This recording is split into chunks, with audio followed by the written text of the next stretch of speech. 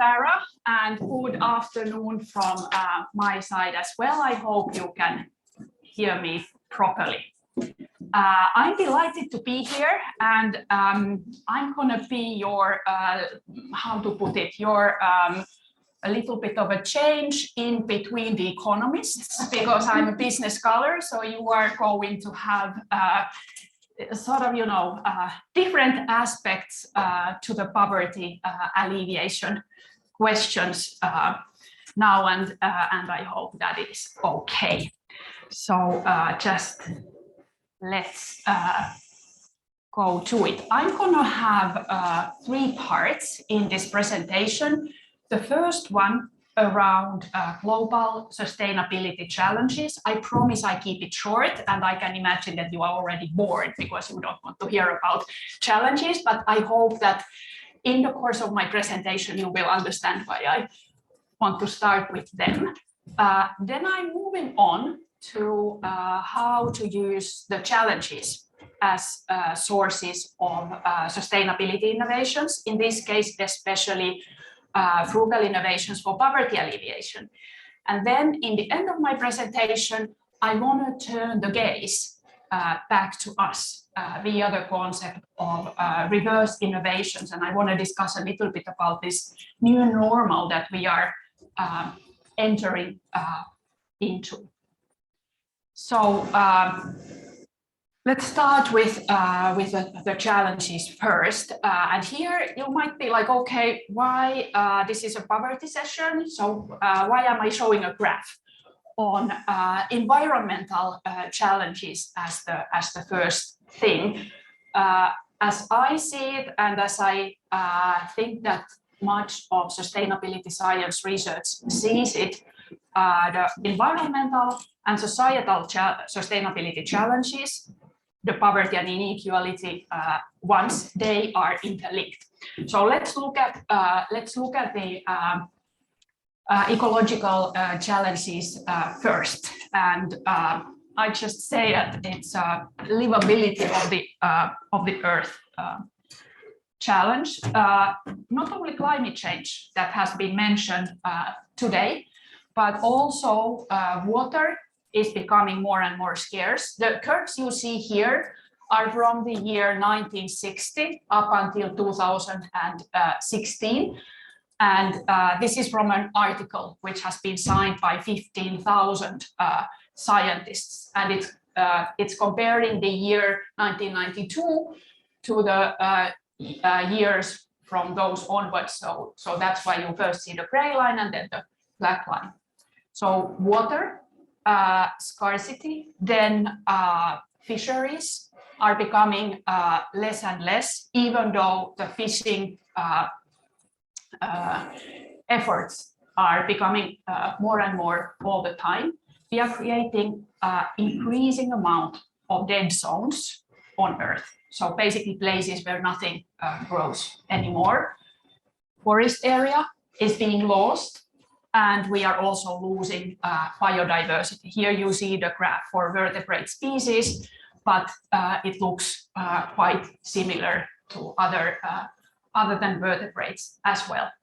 And then we've discussed about the climate change already. But basically, I tend to say that we are losing as a humanity. We are losing what we would like to keep, and we are by producing what we wouldn't want.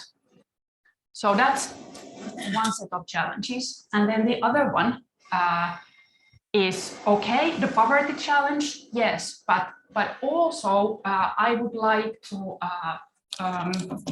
bring the inequality challenge up front as well. Of course, they are very overlapping and interrelated. But basically, the situation is that the richest 1% owns about half of the wealth of the world, whereas the poorest half of the population owns a little bit over 1%. And I would love to say that the situation is getting better, but it is actually not getting better, but it's polarizing more. So more and more wealth is flying, not trickling, flying upwards. If we look at the poverty, the challenge from the human side, we've already heard quite elaborate discussions on this, but there really are a number of things in addition to unfulfilled basic needs or health and education issues. There is the vulnerability of abuse by many low-income people to employers and also authorities, insecurity regarding the incomes from next day, poverty penalties, meaning that the poor end up paying more for certain services compared to their wealthier counterparts. Water is a good example. If you get it from the tap, in many countries it's very inexpensive, but if you have to buy it in a jerry can, it can be 10 times higher price. Or financial services, mobile connectivity services, and so on. And many of these issues are such that businesses can actually create solutions for this. And we will look at examples in a while. But if we are now thinking from the business perspective, then of course we would look at these, underserved people as markets in order not to risk what was being outlined, I think, in our first session tomorrow, that if you as a CEO say that your main goal is to end the poverty in the world, you probably won't be in your job for such a long time. So here are some figures, I guess more or less showing the same as Oriana was showing earlier, that about half of the global population live under the $5.50 US dollars a day poverty line. And when I'm speaking here today, I am actually very much focusing on all of these levels. So not only on the extreme poverty, because I share the view that Oriana was presenting to us, that it's not really a question only of the extreme poverty, but there are a lot of underserved needs and a lot of unfulfilled, very legitimate aspirations amongst also the people who are living on the upper poverty lines. So if we now look at then what's happening in businesses, is most of the innovative activity is at the top of the curve. Okay, makes in a way perfect sense. That is where most of the buying power is, but the majority of the underserved people are really at the lowest level of the pyramid. So there are the natural sources of innovating on the basis of these underserved needs. And that's why I'm now moving on to the idea of frugal innovations. I guess a number of you have heard this term from before, but I open it up a little bit here. So when you think of frugal innovations, the idea is that you take resource scarcity as the source of innovating. So it can be like, financial resource scarcity, that you have very low income or poor customers, but it can also be material scarcities, energy scarcities, and so on. And the offerings that you innovate should be affordable and functionally good enough to serve the purpose, to fulfill the need. So it's a little bit like if you imagine like Microsoft software, if you would have the 10% of it, but such 10% that it actually fulfills your needs. I sometimes think that I would love to have that Microsoft instead of the 90%, which is confusing me and sort of making my work more difficult. And some frugal innovations is very kind of, in a way, technology oriented, but basically it doesn't really have to be about technology. It's a it can be about technology, but it's about products and services which have features that were previously unavailable in the existing solutions. Some examples there, I will speak about those later. Then I want to elaborate a little bit because there is this like whole bunch of technology and innovation management researchers who get the kicks already from the perspective of the frugal. You know, something is provided more efficiently, is new, and so on and so forth, more cost efficient or whatever.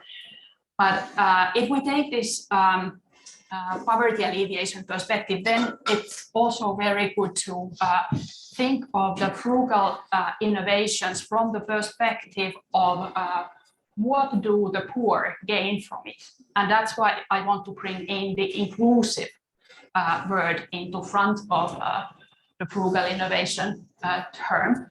So if you want to seriously try to serve the underserved needs of the poor, then they should be included in developing the solutions. Because most of the time, be it us, you know, Finns or Swedes, or be it upper class Brazilians or upper class Indian people, you wouldn't necessarily know about the needs of the poor people. We can imagine a lot of things, but unless you have been living in those circumstances for periods of time, you really need to integrate the locals into the development processes of the product, services, or business models, supply chain innovations, or so on. And also the solutions, if inclusive, they should yield benefits for the poor, for the marginalized, and improve their positions in the different capacities as customers, as workers, as micro-entrepreneurs, or in other roles.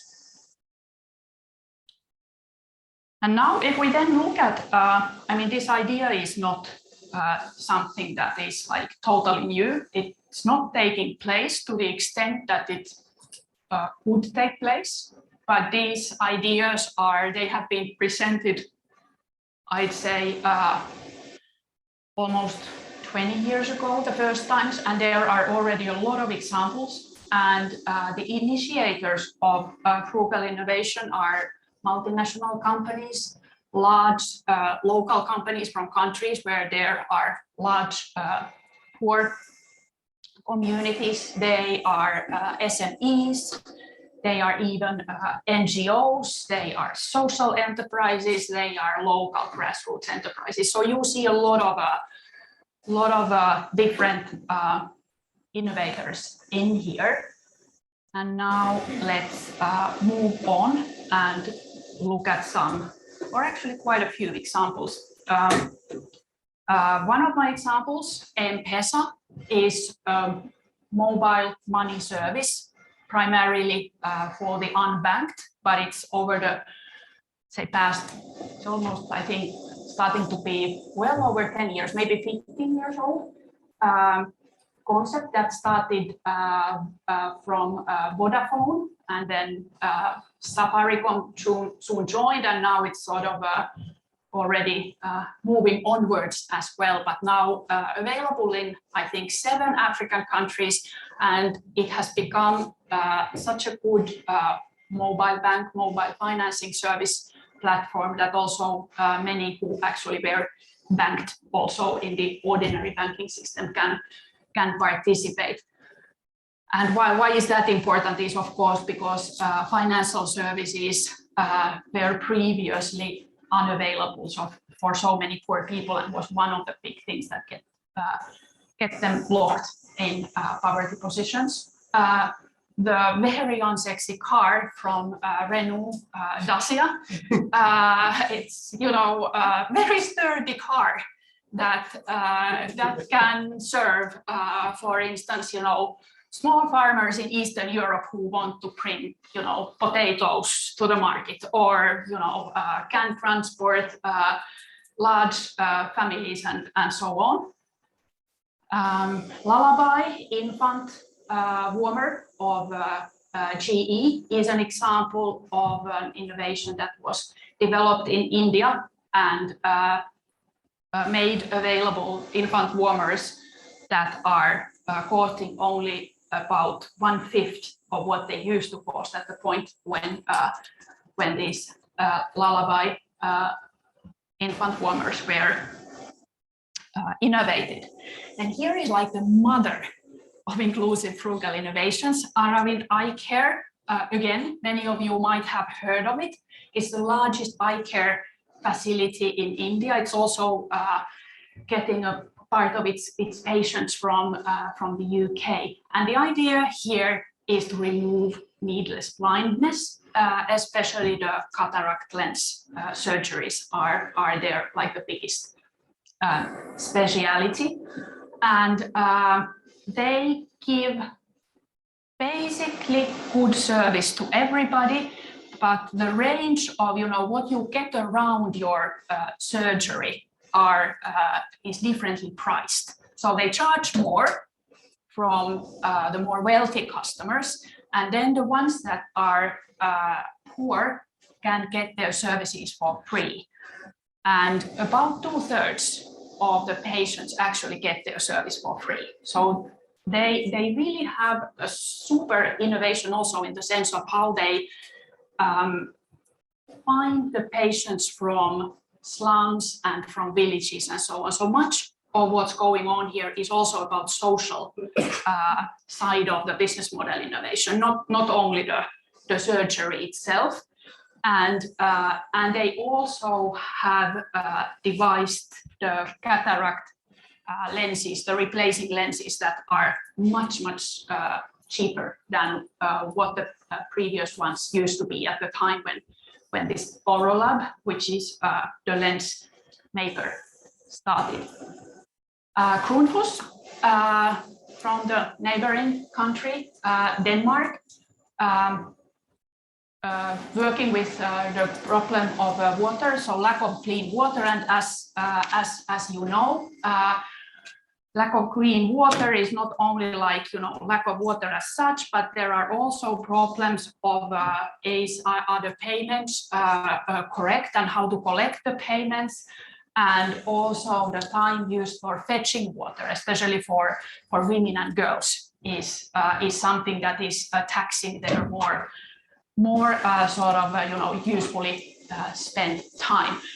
Since 2007, Grundfos has been gradually innovating from the first situation where they were offering this full pumping stations that were operating with solar panels and kind of key card fobs and so on and so forth, to a very partnership based model nowadays, which I think is more and more coming as like part of their ordinary business.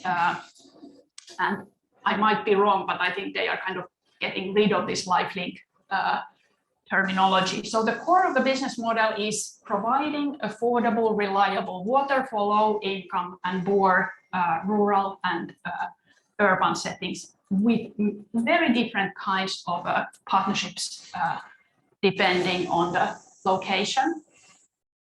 Next example, energy. Energy poverty is one of the things that is indirectly preventing a lot of, let's say, developmental activities like studying, like small business, shoemaking or repairing, steward, sewing, and so on. You just name it. And Food is an Indian company, so we are now moving away from the from the MNCs category. This is by now a let's say medium-sized, very well-to-do company by original Indian entrepreneur who was trained in North America. And Food is making micro and picogrids from solar panels, so basically offering electricity for villages.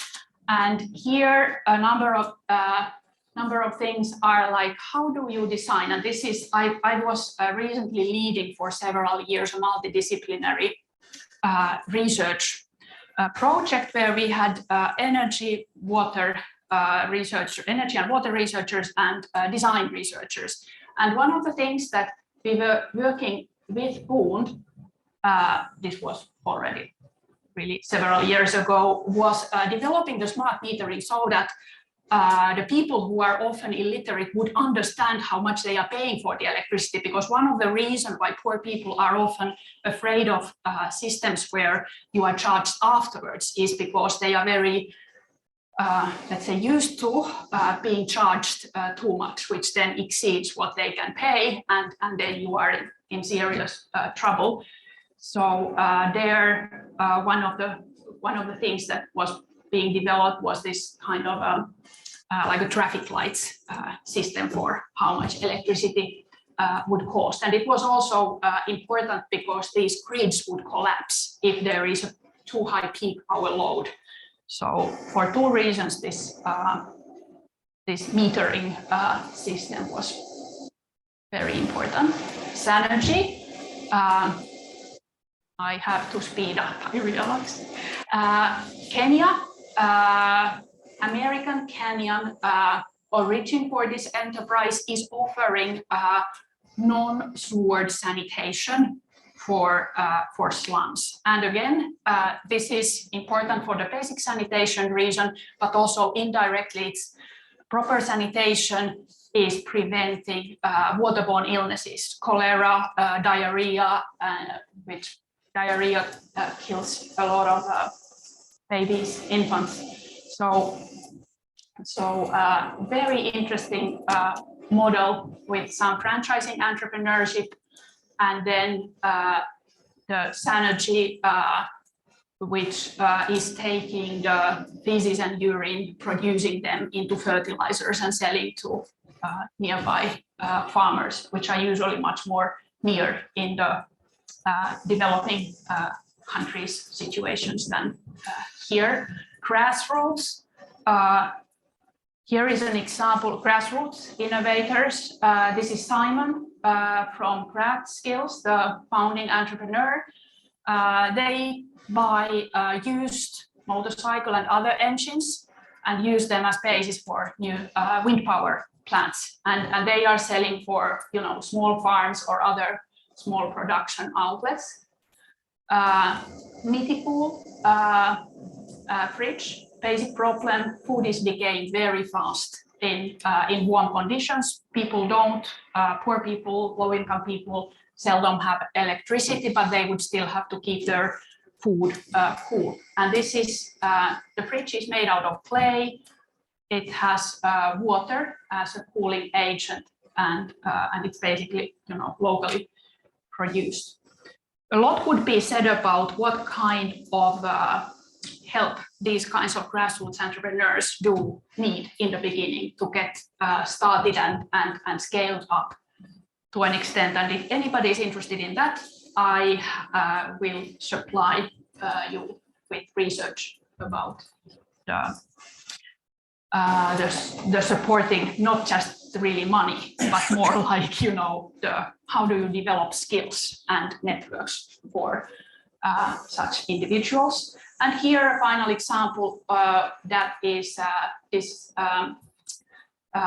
lighting system. This is a movement of volunteers, basically. I mean, there was somebody who invented this, but it's a group of volunteers in different places in the world, which are teaching how to make these kinds of lamps for the indoor use, because often the slum dwellings are dark also at the daytime. So this gives you the, let's say, good enough solution with minimum price. So now a few words about co-creation. Again, this is a topic that one could have a full full presentation about, as Sarah and I know, but just a few basic points. Despite the needs that are out there, the markets are very often not just readily out there. So this is very much also a question of market creation. So whoever goes there first will have often a long road to travel. Understanding the context is very important. When you innovate at and for the low-income markets, that requires substantial collaboration with stakeholders that are, from our perspective, very untypical. Civil society organizations, self-help groups, non-governmental organizations, and a variety of whoever you can find who can offer you knowledge, offer contacts, and so on. And the collaboration requires skills that are not the usual business skills, which are useful here. So it's kind of about learning a new repertoire. And again, I'm sort of in a very positive sense thinking back to our session this morning, where both Carl Bennett and Marcus Wallenberg were emphasizing that different parts of the world are really different, and that's a really good starting point. But also another important point to combine with that is that it's not enough then that you understand kind of India or Thailand or Brazil and you have the networks, but it can be really different worlds. The caseless or low-caste Indians, or favela Brazil compared to the elite Brazil, and then who your networks are with. You really can't just trust that somebody who is from the country is a specialist in the low-income or poor segments. And relating to all this market creation, developing the innovation, tweaking, and developing the networks, the time it takes to elaborate the innovation is usually longer than 2 or 3 years. So patient capital is very much needed. And now I want to turn our gaze to here with the concept of reverse innovations. And when I say here, I don't mean only Sweden, I mean the global north. These are news that you are used to over the past about half a year at the least. Inflation, higher prices of energy, coffee, a number of other things, and it's like we can easily think that, well, it's the Russian attack on Ukraine and the war that is now going on that is the reason for this. And yes, it's the, let's say, the peak reason for it. That's for sure. But that's not the only thing. So, for instance, if you look at this graph about the rare earth metals and how they are rising, they were already rising before, and of course they do also fluctuate, but they were already rising before the war, because it's just that they are becoming scarce in relation to the demand that there is now with all this electrification of mobility and renewable energy like windmills and solar power and so on. But the case I want to make here is that let's look for a little while at the resource use that is happening globally. Here is a graph which is showing that the global material extraction has about tripled. It depends a little bit on, whether it's the non-metallic minerals, metals, fossil fuels, biomass, what. But overall, we are using a lot of material resources, many of which are non-renewables. And if we put that together with the fact that the globe is not an endless source of resources, and look at the overshoot of planetary boundaries, which I'm sure that all of you Swedes look at every second morning, because it is from the Stockholm Resilience Institute that it's this work and concept are very much originating from. But the point is really that we are very seriously overshooting planetary boundaries, and many of these boundaries are either resources in terms of materials that we use, or they are boundaries for the waste and emissions that we are putting out from our consumption and production processes. So what I'd say on that basis is that this shocking war is now just something that accelerated a situation that would have been on our desks, tables, faces sooner or later.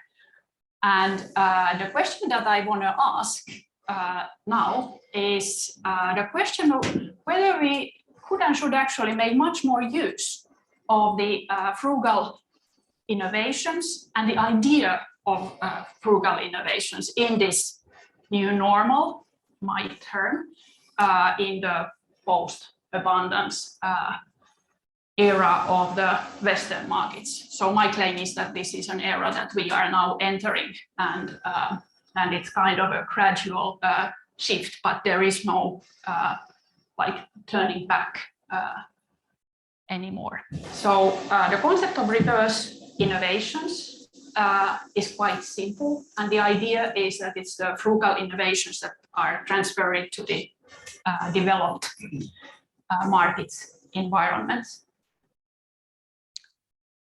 The innovations I mentioned earlier, the Lullaby infant warmer developed in India, it's now being sold in over 80 countries. The Dacia car, you perhaps see it here in Sweden, for instance, but actually Sarah in the UK, it seems to be quite frequently seen car, for instance, in the north western parts of the UK at the least. Or the Aurolab, that's also over 80 countries that they are now selling the cataract lenses to. And I said earlier that it's much cheaper. When Aravind started, cataract lens used to cost $200 per lens.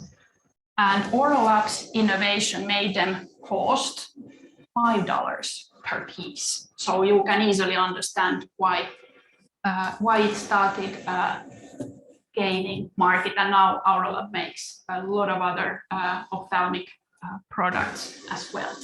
So these are kind of examples of direct reverse innovations. You take an innovation that was developed in resource scarce conditions, and you find market for it in developed top-end conditions. But then you can also take learnings which is more like indirect, from the low-income settings. And I mentioned that we were collaborating with Poon, the solar energy firm, when they were making the smart grids, and that the challenge for smart metering was there. And interestingly, now just a few weeks ago, this traffic lights idea for our current situation, which is that there probably will be peak loads for the ordinary electricity network. A year ago, Finland is super reliable on energy, well, so is Sweden, so no bragging about it here, but anyway. and we wouldn't have spoken about, anything like traffic lights for knowing, when there is a peak load, and not only for cost reasons, but for the reasons of not overloading the electricity grid. So now it's not true yet, but it's now, one of the solutions that is being discussed of whether the traffic lights should become also to us. And then I'm getting toward the end, so please stay awake still for a second. Learnings for value retention in circular economy are really abundant in the low income and poor markets. And what I think is especially magnificent is that in the low income sort of, circular economy by necessity settings, you will find a lot of these reuse, repair, refurbish, remanufacture, repurpose solutions. And of course, you can transport them as such to here. But I'm just saying that the idea base is really good. And this is something that people don't often come to think of. But if you look at the different value retention levels, the value retention hierarchy of circular economy, the ecological load is the least here, if you don't use anything. And then lesser also for these options than for the, let's recycle material into new material or let's incinerate. So that's why my sort of recommendation is that also the circular economies of low-income markets would be great places for ideas. And here are my takeaways. So frugal innovations can offer solutions for the contexts of resource scarcity, and that due to this these globally rising scarcities of food, of materials, of energy, the reverse innovations can be leveraged for innovating also for here in the global north. And whether we want it or not, also those people who have difficulties of making ends meet, the number of them is increasing here too. But I want to also say that, and this is probably because sometimes when I speak like this, it sounds like I'm kind of a neoliberal economic thinker saying that, business innovation solves it all, brave new world. So it's not exactly what I'm saying. I'm saying that these can be really a great source of delivering needs fulfillment in more sensible ways than we have in the linear and sort of more overly consuming economy. But these are not a panacea, but I see that that this needs to be coupled with structural responses relating to taxes, relating to transparency and investments in institutions that retain or support democracy. Thank you for your attention.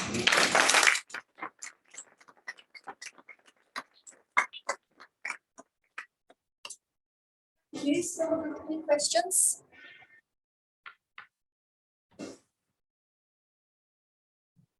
Yeah, I thought it was you.